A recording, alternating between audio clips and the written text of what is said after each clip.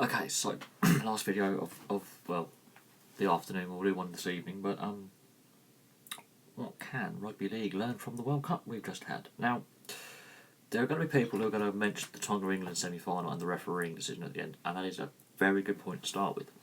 If you have a third official or a TV ref, use it. Simple.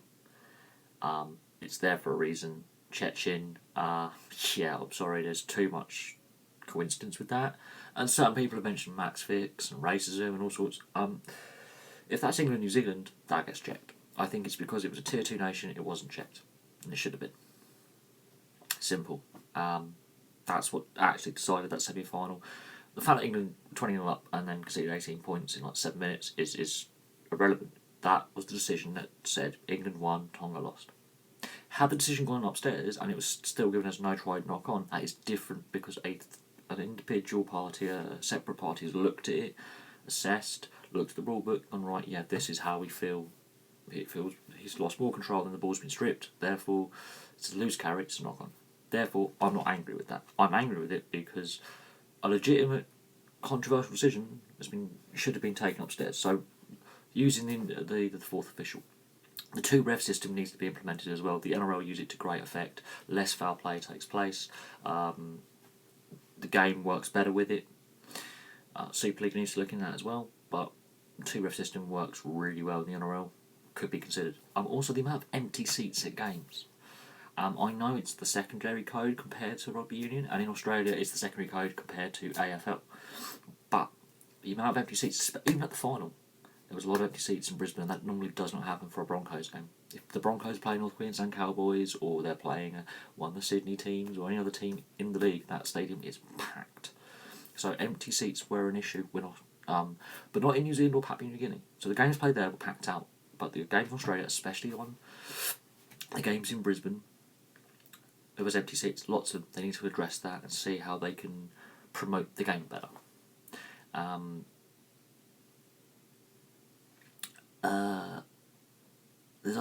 There are a few other bits and pieces. It was good to see the Tier 2 nations do really well, especially Tonga, Fiji and Papua New Guinea. That's a really good starting point for them to build and get better and better. And the game needs to stop pillaging players from those countries and invest in those countries. Same with Union, same problems apply, but the game needs to invest rather than pillage. Simple.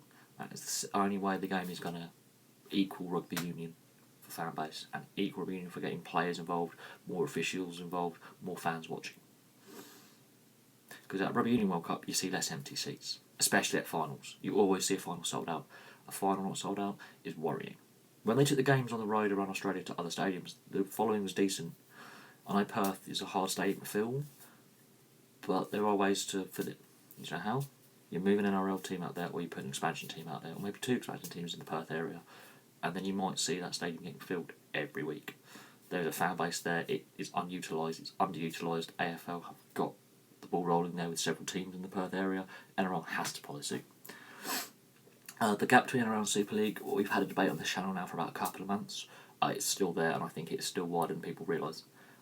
Yes, the Toronto Wolfpack has been a success story in North America, and there's going to be a US team soon, and that is great to see, but the steps between Super League and NRL are big steps. It may close, it may widen, we don't know, but we have to also look at the game in the UK and Europe and North America. We have to look at the game outside of Australia and New Zealand, we have to. But all told, this was based on a comment that was posted on a Rugby League World Cup video about 6 to 10 days ago, and I'm doing a video on it. A comment was posted, I'm doing a video on it. Yeah, we have to look at improving grassroots.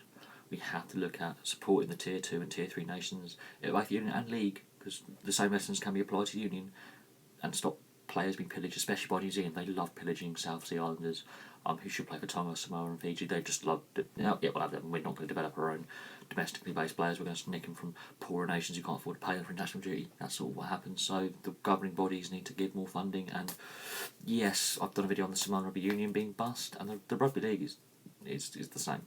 The wage disparity for an international appearance is 20,000, whatever the currency is in the host nation, versus $500, pounds, euros. That is the disparity. 20,000, 20 grand to 500 quid.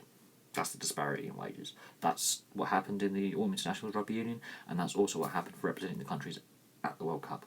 And commentators and pundits and experts questioned the fact that the governing body, revenue sharing possibly on match days, assistance from richer governing bodies, possibly a partnership that may stop players being pinched by other countries who are too lazy to develop their own talent but are wealthy enough to do so. But then you've got to look at Tier 2 nations that are on the verge of Tier 1 like Japan, that are well run. So here you go, you've got to have a look at it here. In Rugby Union, same lessons apply in Rugby League. These are some of the lessons we can learn from this World Cup. Refereeing standards need to improve. Two referee system works, like implement that. There's enough referees floating around the top levels to do that. Super League needs to catch up, especially in refereeing and funding and all sorts. And yeah, developing the Tier 2 nations. There are certain, and the empty seats as well. There are things that Rugby League can do for 4 years' time. Small things, but things nonetheless. Anyway, but yeah, thank you for watching. Please place comments below, and there will be a Penrith video coming up this evening on the NRL videos that I've been doing lately.